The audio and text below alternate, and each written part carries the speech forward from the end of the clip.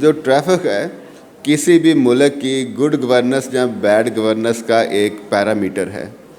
اگر آپ کسی ملک میں جاتے ہیں، ٹریفک کی روانگی بہتر ہے اور ٹریفک کے رولز کو لوگ اوبے کرتے ہیں، تو ایک جسٹس سا ملتا ہے کہ یہ مہذب معاشرہ ہے۔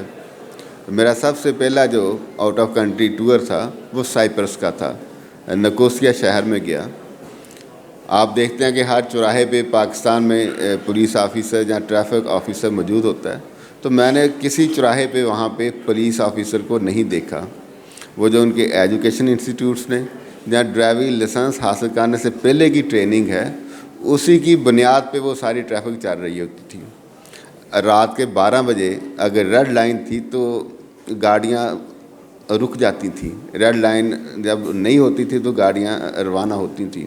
میں نے کہا ہمارے ہاں تو ایسا ہو کہ اگر پولیس آفیسر نہیں ہے تو ہم روڈ عبور کرنے میں اس کو ایک آنر سمجھتے ہیں۔